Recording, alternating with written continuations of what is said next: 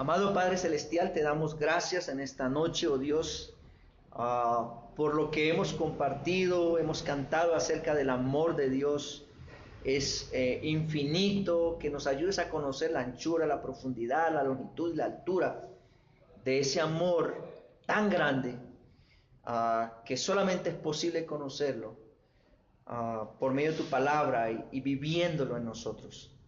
Es difícil a veces aplicar el amor a todos en una misma medida, Señor, pero ayúdanos a hacerlo, porque es el mandamiento que tú nos prescribes en tu palabra para nosotros, los que nos hemos beneficiado de ese amor eterno. Te damos gracias, oh Padre, en el nombre de Cristo Jesús. Amén. Amén. Bien, hermanos, este mandamiento o la prescripción de este mandamiento ocurre en el aposento alto. En Juan 13, el Señor comienza Juan el capítulo 13, y a propósito, un predicador decía que los capítulos y los versículos, estas divisiones en la Escritura no son inspirados, pero nos ayudan a hacer divisiones, a hacer las divisiones para enseñar o para entender la palabra de Dios. Los capítulos y los versículos no son inspirados. Alguien los puso, y un predicador decía que, en chiste decía, que el que dividió los capítulos y los versículos iba en un burro. Entonces cada vez que el burro brincaba, ¡pum!, ahí era un capítulo. Y a veces ponía las divisiones en lugares inadecuados. Bien, pero aquí vemos que nosotros tenemos que tener en cuenta el contexto de lo que queremos decir, o de lo que está diciéndonos Dios por medio de su palabra, y no podemos tomar un versículo como para fuera del contexto, porque nos va a decir algo totalmente diferente a lo que Dios nos quiere, o lo que Dios quiere decir, o lo que Dios quiso decir en su palabra. De manera que este nuevo mandamiento que está en Juan 13, 34 y 35 fue dicho por el Señor en el aposento alto. Cuando ellos llegaron allí, el Señor lava los pies de sus discípulos. Los primeros 20 versículos del capítulo 13 hablan precisamente de esa gran enseñanza que el Señor les enseña, valga la redundancia, a los discípulos, precisamente porque había un problema entre ellos sobre quién de ellos iba a ser el mayor. El Señor les da un nuevo mandamiento en Juan 13, 34 al 35 acerca del amor mutuo. Dice Juan 13, 34 y 35, un mandamiento nuevo os doy, que os améis unos a otros como yo os he amado, que también os améis unos a otros. En esto conocerán todos que sois mis discípulos, si tuviereis amor los unos con los otros. Y qué interesante, mis hermanos, que este mandamiento fue dado por el Señor inmediatamente después de que Judas abandonara el grupo para nunca más volver a formar parte del grupo de los apóstoles del Señor, cuando él salió resueltamente a entregar al Señor. Si ustedes ven el versículo 27 de este capítulo 13, dice que después del bocado que el Señor le pasó a Judas Iscariote, Satanás entró en él. Entonces el Señor le dijo: lo que vas a hacer a lo pronto, y dice el versículo 30, que cuando él pues hubo tomado el bocado, salió, y era ya de noche. Esa es la noche más oscura que el mundo ha tenido en toda su historia, porque fue la noche cuando apresaron al Señor, fue la noche cuando Judas, un discípulo del Señor, 3 años con él, entregó al Señor Jesucristo, lo traicionó, lo entregó en las horas de la madrugada, lo entregó con un beso. Y es una noche tremendamente, fue la noche más oscura que ha tenido la historia, toda la historia del mundo, desde su creación. Y cuando hubo salido Judas, cuando salió, ya no estaba Judas con ellos, dice el versículo 31 que el Señor les dijo a los discípulos: ahora es glorificado ¿quién? el Hijo del Hombre y Dios es glorificado en él. El Señor les dice que había llegado el momento en que el Hijo de Dios, el Señor Jesucristo, Dios mismo, fuera glorificado. El Dios, nuestro Dios, el Hijo de Dios, que se hizo hombre, viniendo al mundo de los hombres, tomando forma de hombre, para relacionarse con la humanidad y llevar de esa manera el plan redentor de Dios en la cruz del Calvario fuera glorificado. Todos sabemos que al Señor Jesucristo lo veían como un hombre, solamente como un hombre. Los líderes religiosos lo vieron como un enemigo, pero muchos siguieron al Señor, muchos seguían al Señor por multitudes, pero no lo veían como Dios, sino lo veían como alguien que podía solucionarle una necesidad temporal, podía sanarle. Lo veían al Señor como el milagrero, como el que hacía milagros, pero no como Dios. Pero había llegado el momento en que el Señor Jesucristo iba a ser glorificado. ¿Dónde iba a ser glorificado el Señor Jesucristo? En la cruz del Calvario. En la cruz del Calvario. Allí va a ser glorificado. La hora de la manifestación de su gloria, de la gloria de Cristo, se había acercado. La cruz estaba a las puertas. El Señor iba a ser crucificado al día siguiente. Esa cruz es el momento cumbre de la obediencia al Padre. Estaba a las puertas, estaba a punto de suceder. Y la cruz sería el lugar donde la gloria de Cristo brillaría. De hecho, más adelante ustedes se pueden dar cuenta que allí en la cruz del Calvario el centurión romano dice, verdaderamente este hombre es hijo de Dios, y creyó. Y allí fue glorificado el Señor Jesucristo, y Dios mismo iba a ser glorificado en el Señor Jesucristo por la obediencia perfecta de su Hijo a ese plan redentor. El Padre iba a glorificar al Hijo. Esto también dice ahí, versículo 31, ahora es glorificado el Hijo del Hombre y Dios es glorificado en él, porque Cristo iba a obedecer completamente hasta la muerte. Y dice el versículo 32, si Dios es glorificado en el Hijo, Dios también le glorificará en sí mismo y enseguida le glorificará, refiriéndose que Dios iba a glorificar al Señor Jesucristo cuando Él resucitara de la tumba y lo recibiera en gloria, para que volviera a tener esa misma gloria que siempre había tenido Cristo como Dios desde antes de la fundación del mundo y aún antes de su encarnación. Antes de que Cristo se vistiera de siervo, Cristo tenía una gloria infinita. Él es glorioso. Antes de que Él viniera a hacerse hombre, Él era glorioso, pero Él se despojó de esa gloria. Filipenses 2:5. Él se despojó de esa gloria para venir a tomar forma de siervo, haciéndose obediente hasta la muerte y muerte de cruz. El momento de la partida del Señor había llegado, y esa partida iba a ser a través de la cruz. Entonces en el versículo 33, allí el Señor usa una expresión de cariño, de afecto a sus discípulos, llamándolos como hijitos, hijitos. Y es interesante que le llama hijitos solo cuando Judas ya no hacía parte del grupo. Ahí les llama hijitos. ¿Y por qué le llama hijitos? Solo hasta que Judas ya sale del grupo. Bueno, porque Judas no hacía parte de los verdaderos hijitos.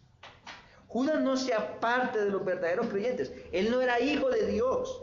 Él era hijo del diablo. El Señor se lo hace saber muchas veces cuando dice, ¿no os he escogido a vosotros y uno de vosotros es diablo? Haciendo alusión a Judas. Judas estuvo con él, con los 12, incluido entre los 12 por 3 años, pero no era un hijo verdadero. Eso nos hace pensar a nosotros que el hecho de que una persona venga a una iglesia no lo hace un hijo de Dios. El hecho de que una persona venga a una iglesia, muera en la iglesia, no lo hace un hijo de Dios. El hecho de que una persona haga milagros no lo hace un creyente. No lo hace un creyente. ¿Por qué? Bueno, el Señor Jesucristo también dice en Mateo 7:21 que muchos le dirán en aquel día: Señor, Señor, no profetizamos en tu nombre echamos fuera milagros, echamos fuera demonios, hicimos muchos milagros. Les aseguro que nunca los conocí. Apartados de mí, hacedores de maldad. Judas había predicado el evangelio, Judas había hecho milagros, había echado fuera demonios, pero no era de sus hijitos. Y ahora había llegado el momento cuando se dirige, ya fuera Judas del grupo, ahora les dice hijitos, hijitos. Y le dice: aún estaré con vosotros un poco, me buscaréis, pero como dije a los judíos, así os digo ahora a vosotros, a donde yo voy, vosotros no podéis ir. Refiriéndose a la muerte. Los discípulos no podían seguir al Señor a la muerte, y menos podían seguirlo en su resurrección. Ellos no podían seguirlo. Y ahora, después de la partida del Señor, ellos iban a quedar sin el Señor. El Señor se iba a ir, iban a quedar ellos. Pero ¿cómo era este grupo de discípulos?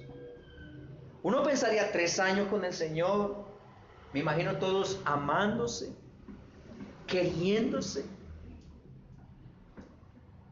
Bueno, mis hermanos, este era un grupo no menos diferente a cualquier grupo de personas. Si vemos en Mateo 20, el Evangelio de Mateo es el evento en Mateo 20 es un poco antes de que el Señor entrara a Jerusalén, un poco antes de lo que ocurre aquí en Juan 13, es un poco antes, es unos días antes. Mateo 20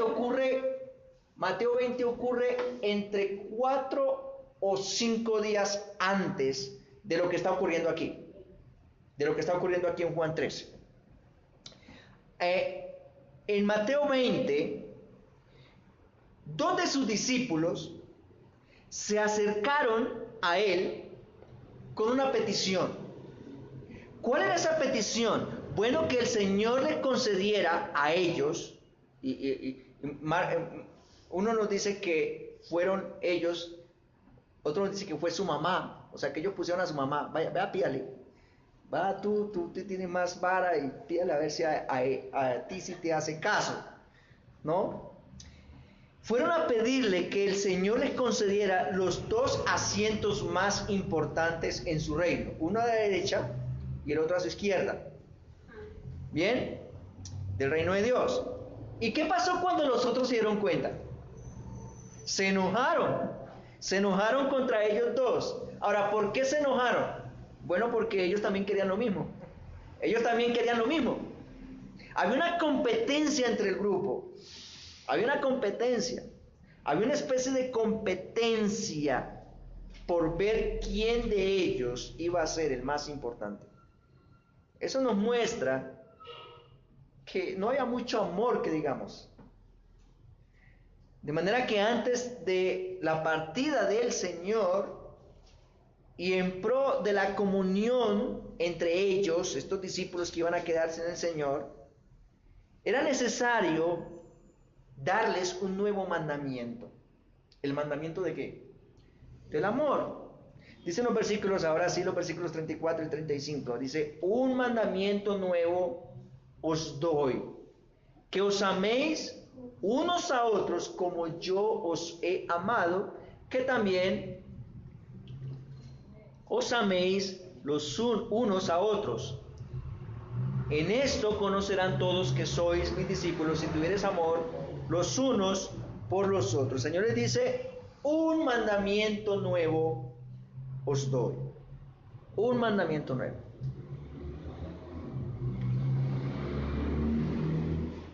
Este es un mandamiento, o este mandamiento que prescribe el Señor a sus discípulos, es un mandamiento que iba a regular la conducta interna y la actitud entre ellos. Si vemos unos días antes, estaban peleando por el primer lugar. Pastor, ¿puedo interrumpir? Sí, señor. Gracias. Tengo una inquietud acá. Nuestro Señor Jesucristo se refería 13:33 que usted habla, dice: hijitos, aún estaré con vosotros un poco, me buscaréis, pero como dije a los judíos. Luego los 12 apóstoles, los 12, en ese momento eran 11, la mayoría no eran judíos. O sea, ¿qué se refiere a algo que dice que le habló a los judíos y ahora habla a vosotros? A vosotros. Sí, o sea, perdónenme, o sea, dice que le habló a los judíos, y dice que le habló, pero ahora habla a vosotros. O sea, ellos no eran judíos también. Bien. Eran judíos la mayoría, o todos, pero aquí el Señor hace una referencia a un evento atrás, creo que es en Juan. Bueno, miremos Juan. Juan 6.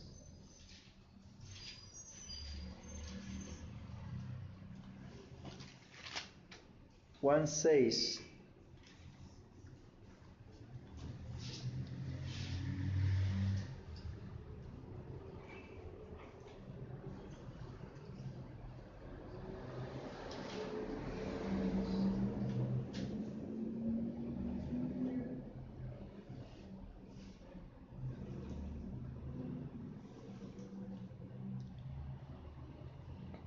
No.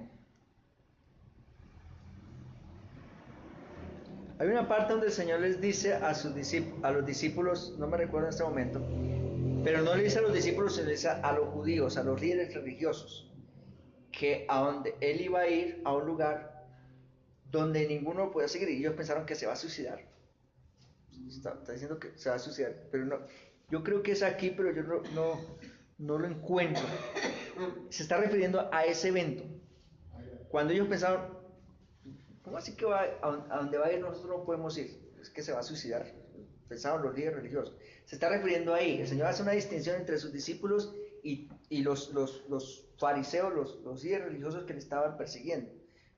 Pero no se está refiriendo como al grupo étnico como tal, ¿no? Separándolos de los judíos, eran judíos, pero está separándolos entre el grupo que no hacía parte de ellos, los judíos en general, y los creyentes. Esto me ayuda a pensar, hermano, que ya no es judío, o sea, que el creyente, el judío que se convierta a Cristo, deja de ser étnico para convertirse en un creyente. O sea, el judío no recibe la salvación por ser judío, sino por creer en Cristo. No recuerdo, pero si me lo pregunta el domingo, le voy a decir dónde está el versículo cuando él habló con los judíos. No. Sí, no es ese, es que ahí está hablando con los es otro texto. Juan 7:32. Gracias. Estaba bien lejos. Los fariseos, no tampoco. Ah, sí. Juan 7:33. Entonces Jesús dijo: todavía un poco estaré con vosotros, e iré al que me envió, me buscaréis y no me hallaréis, y a donde yo estaré vosotros no podéis ir. Entonces los judíos dijeron entre sí: ¿a dónde será este que no le hallemos? ¿Se irá a los dispersos entre los griegos o enseñará a los griegos? ¿Qué significa esto que dijo: me buscaréis y no me hallaréis, a donde yo estaré vosotros no podéis ir?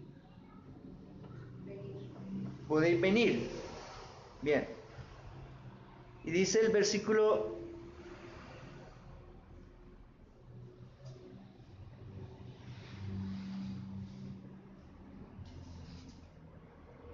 1.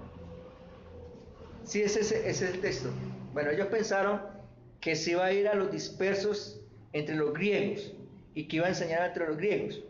Bueno, creo que esto estoy distorsionando, que ellos iban a pensar que se iba a suicidar. Era que se iba a ir a los dispersos, y un judío no se unía con un griego, o sea, allá no puedan ir.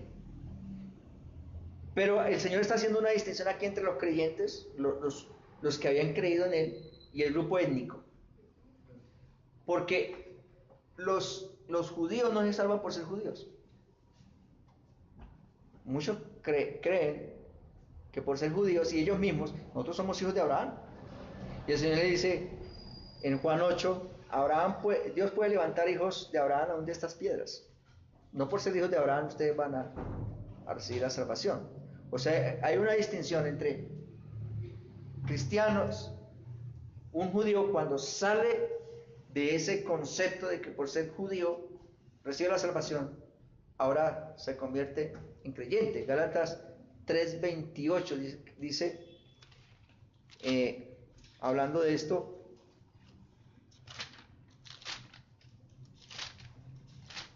Gálatas 3:28 dice, ya no hay judío, ni griego, ni esclavo, ni libre, no hay varón ni mujer, porque todos vosotros sois uno en Cristo Jesús.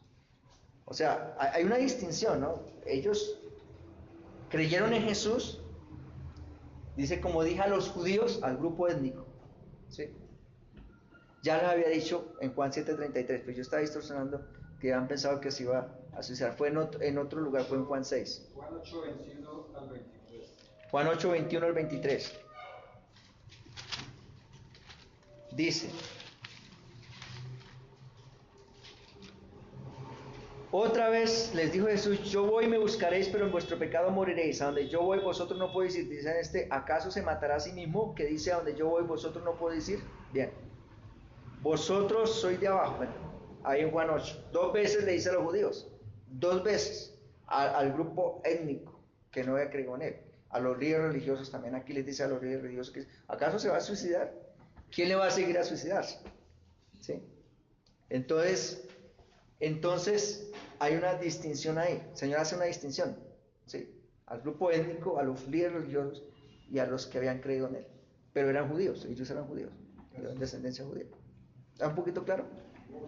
Gracias, hermano. Muy bien. Entonces, aquí les dice el Señor, un nuevo mandamiento os doy. Un mandamiento que iba a regular la conducta y la actitud interna entre los discípulos, porque como lo vemos,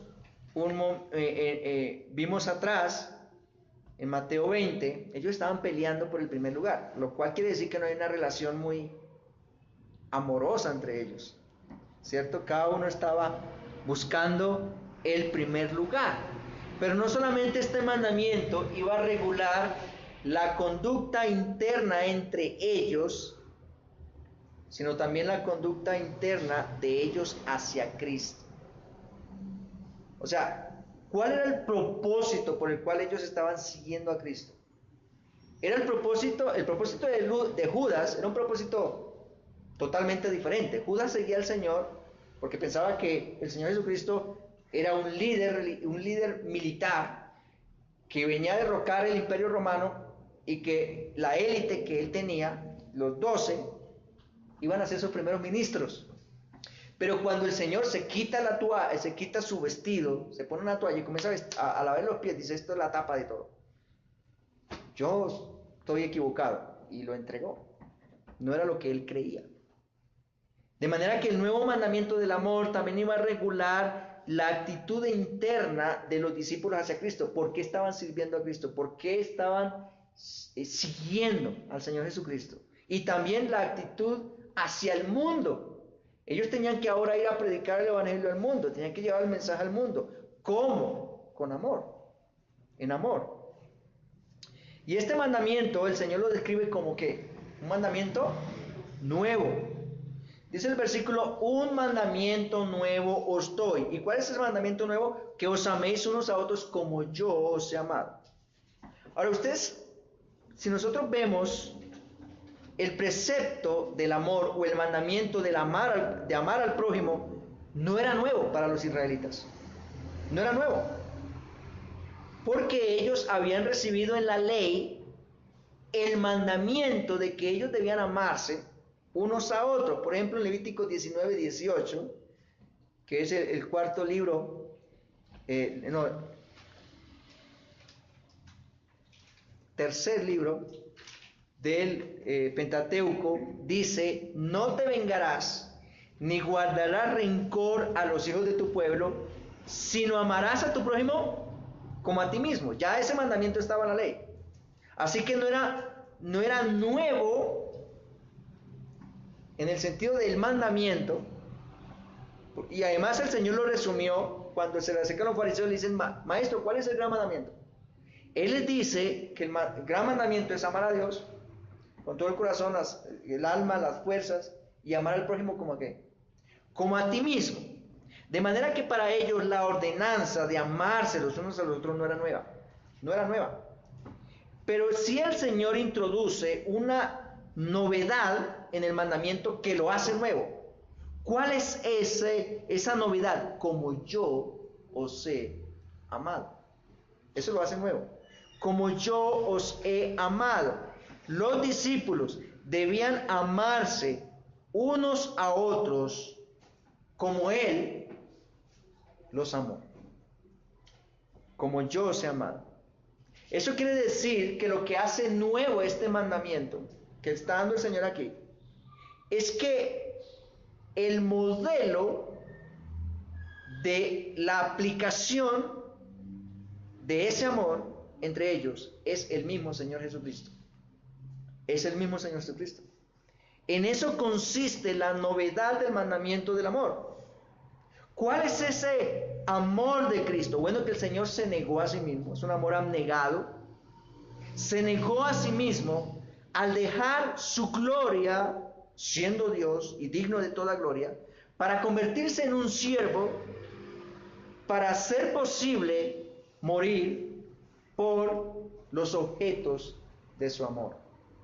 Ese es el tope, ese es el modelo del cumplimiento de amar mutuo, del amor mutuo.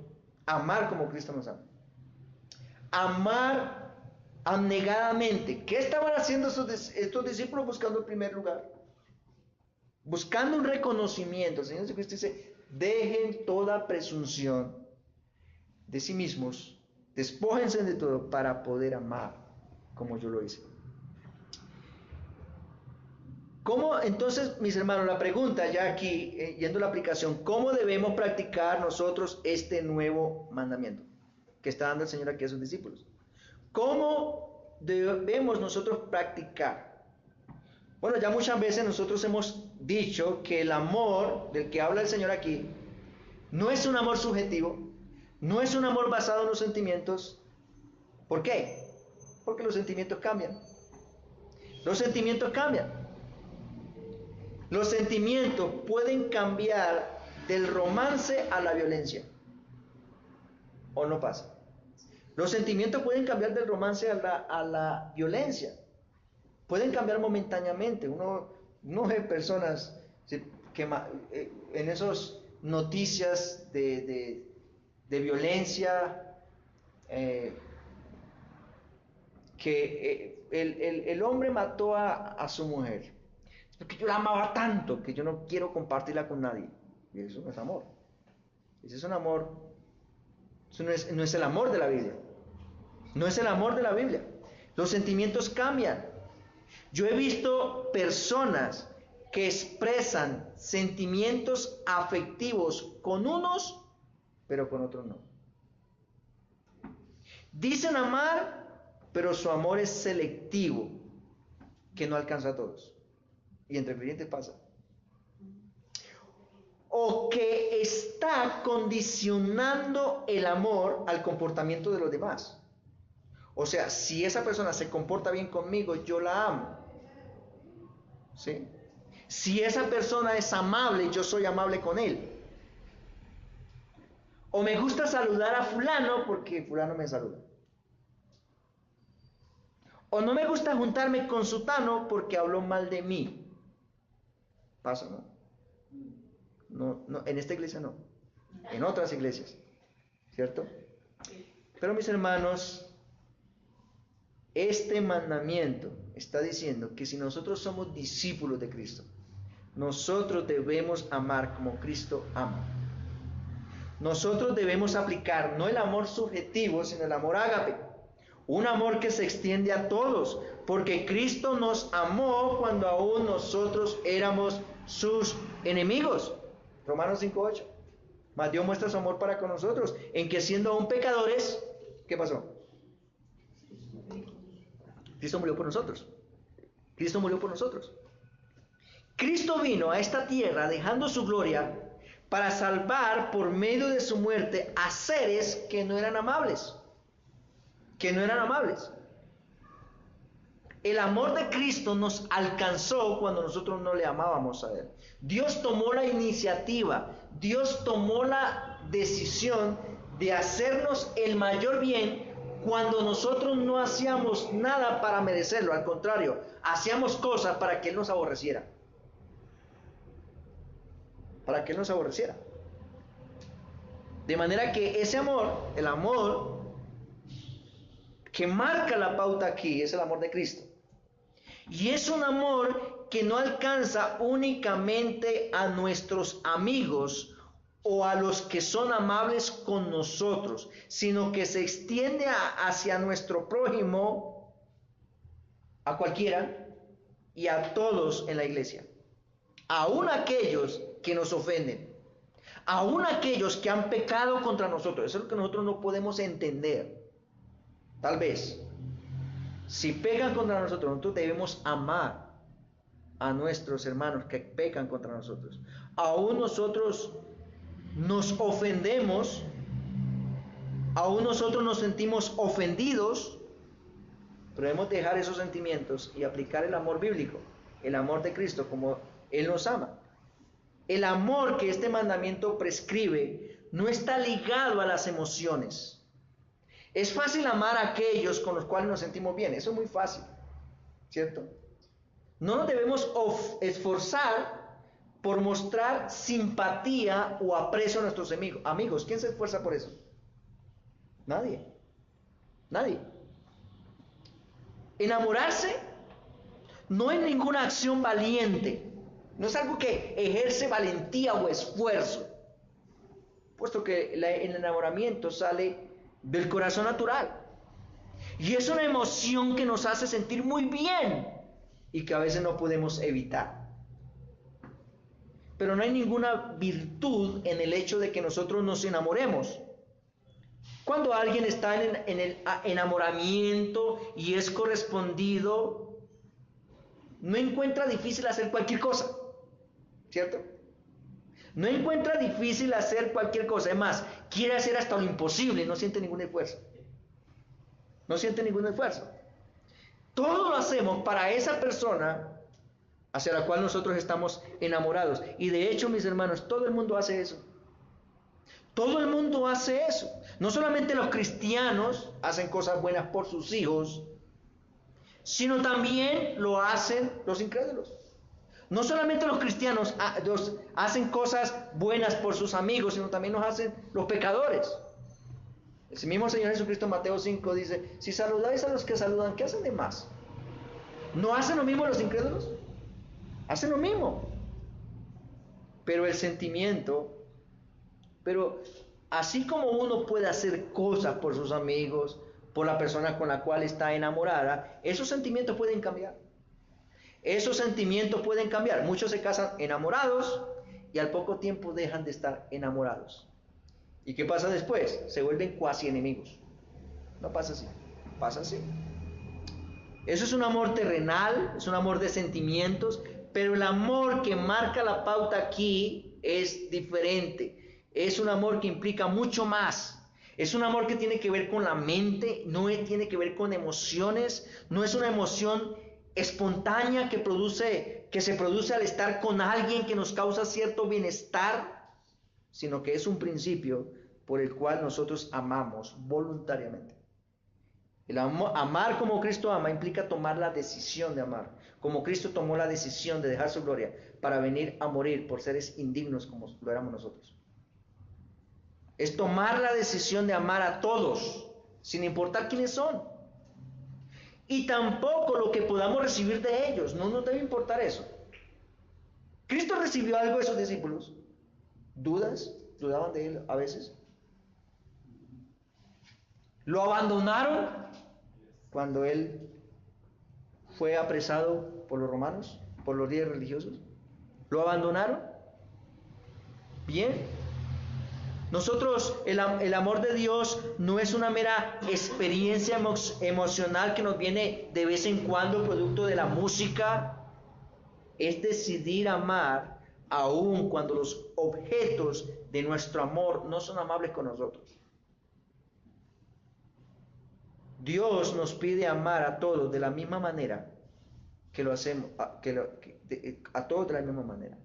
Ahora es cierto que nosotros no podemos amar de la misma manera a todos como amamos a nuestros familiares o amigos. Eso es imposible, amar a todos. Sí, yo no puedo amar a mi enemigo como amo a mi amigo. Eso es imposible, yo no puedo hacer eso. Pero sí debemos tener una actitud mental y una inclinación de buena voluntad para hacerles bien a todos. Ese es el amor.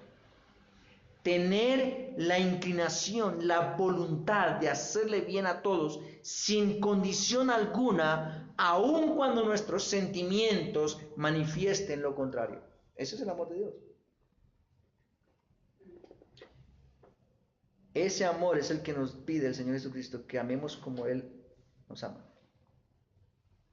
Mis hermanos, en la iglesia tenemos problemas. ¿Es posible que mi hermano pegue contra mí? No es posible. Claro que sí, ha ocurrido. Pero yo decido hacerle bien a mi hermano. Voy a ponerle un ejemplo. ¿Qué harías tú si viene un hermano? Yo tengo algo contra fulano. Y viene un hermano a decirme cosas de fulano. Precisamente contra aquella persona contra la cual yo tengo algo. ¿Cómo aplico el amor ahí?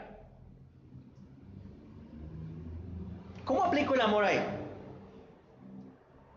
Bueno, no lo debo de aplicar usando lo que mi hermano me diga del hermano contra el cual yo tengo algo en contra para usarlo en su contra.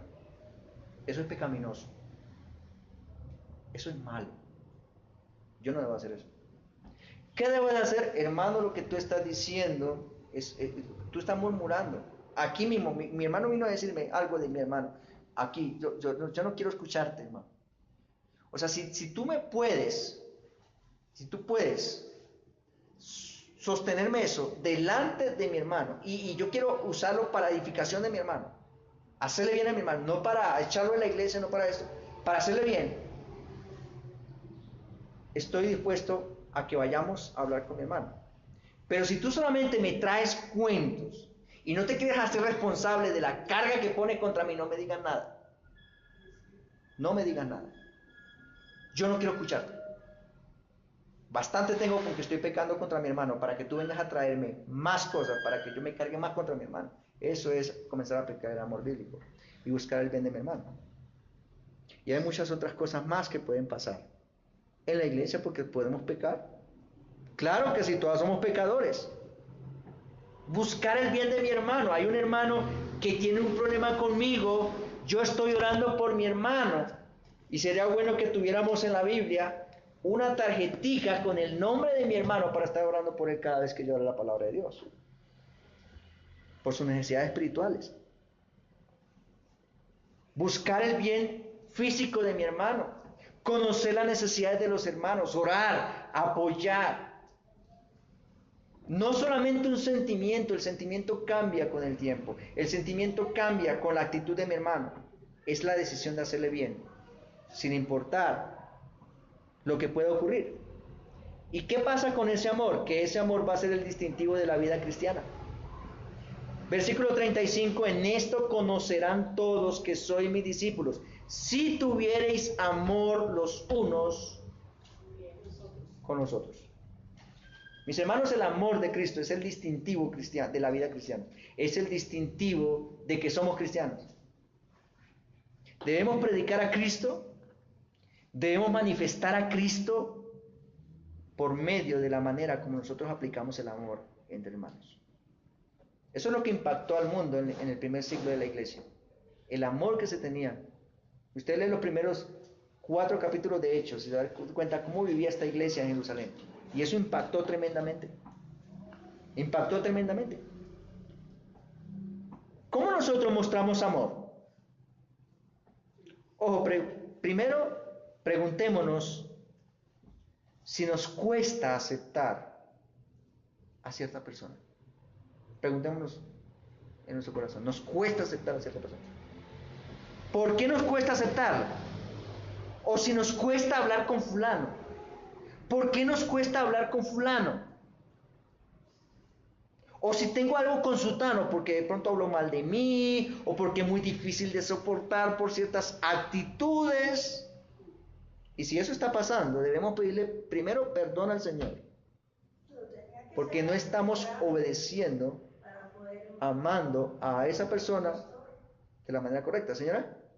Tenía que ser muy grave para decirle al pastor ir a llevarle la queja. Y si no, y si es así. Es que es una aplicación que puede suceder. No estoy diciendo casos específicos. ¿Cómo yo aplico el amor, por ejemplo, en una murmuración? Uno entre ese hermano puede claro. hablar, sí, pedirse perdón. Bien. Si el menester te está regando el perdón. Sí. ¿Cómo nosotros debemos aplicar ese amor? ¿Qué es lo que nos impide? ¿Es una actitud del hermano? ¿Es un pecado del hermano contra mí? ¿Qué es lo que nos impide? Bien, mis hermanos, yo sé que es difícil amarnos. Pero es que está la gracia de Dios operando en nosotros. Es difícil. Tal vez pensemos, ¿por qué no habla? ¿Por qué no me habla? ¿O por qué no me saluda? Y nos llenamos de argumentos. Pero debemos despojarnos de cualquier clase de argumento para comenzar a aplicar el amor de Cristo hacia los demás. Hacia los demás. Porque el mismo Señor estableció la pauta. Debemos amarnos como Él nos ha amado. Y en la manera como nosotros nos amamos, todos los que nos vean afuera van a notar la diferencia. Van a notar la diferencia y sabrán que somos seguidores de Cristo. Sabrán que somos seguidores de Cristo, porque no podemos decir que somos discípulos de Cristo si no amamos como Cristo nos ama. Algunas aplicaciones prácticas. Termino con esto, preguntas prácticas. ¿Estás orando por aquellas personas que no simpatizan contigo en la iglesia? Es una aplicación práctica, porque es la forma de comenzar a aplicar el amor de Cristo. ¿Estás orando por aquellas personas que no simpatizan contigo en la iglesia? ¿Piensas en oportunidades para manifestar amor a aquellos creyentes que son difíciles? Porque hay creyentes difíciles. ¿Piensas en oportunidades para manifestar amor a aquellos creyentes que son difíciles? ¿Cómo está tu lista de oración? ¿Están incluidos tus enemigos? ¿Ahí? ¿Qué pides por ellos? Salmo imprecatorio, Señor, que descienda el fuego del cielo. ¿Ilumínalos o elimínalos? Llévatelos lejos, Señor. ¿Sí? O sálvalos. Ayúdeme cómo yo puedo manifestar amor a ellos. Dame sabiduría para aplicar amor. Mis hermanos, el mandamiento del amor mutuo no es una opción. No es una opción, es un mandamiento que nosotros debemos obedecer. Porque si amamos a Cristo, la consecuencia de ese amor es nuestra obediencia en ese mandamiento. Y eso va a impactar el mundo. ¿Cómo vivimos en la iglesia? ¿Cuántas necesidades sabemos de los demás?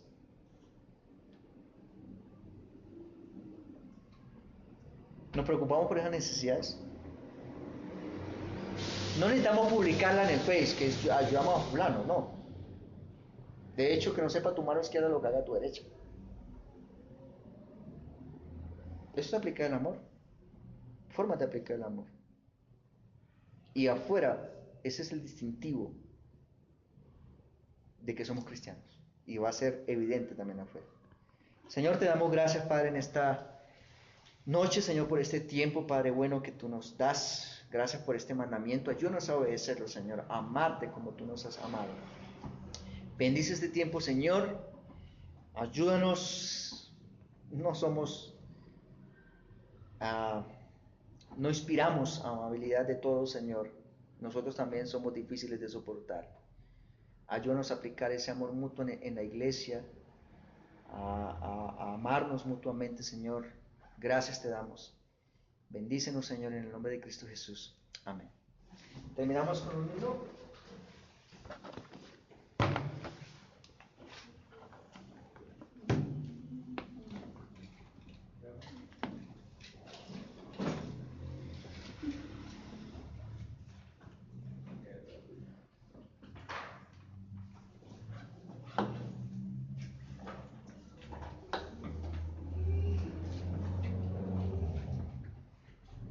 ¿Listo?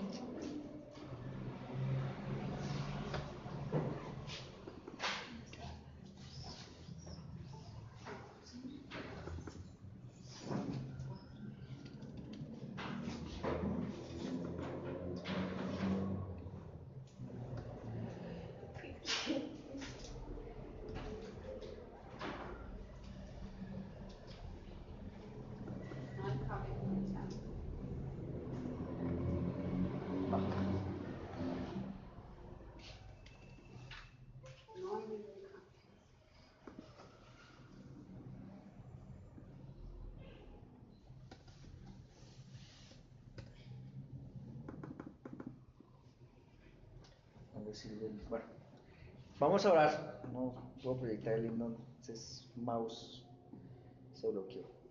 Terminemos. Dios Padre, te damos gracias, Señor. Gracias, ayúdanos, Señor. Queremos obedecerte, queremos agradecerte, oh Dios de los cielos. Tú eres bueno, Padre, y para siempre es tu misericordia. En el nombre de Jesús. Amén. ¿Listo, hermanos? ¿Cómo sirve este mouse? Raro.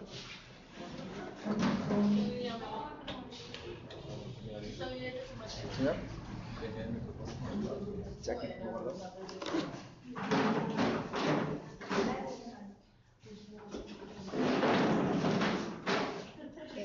Quedó arriba.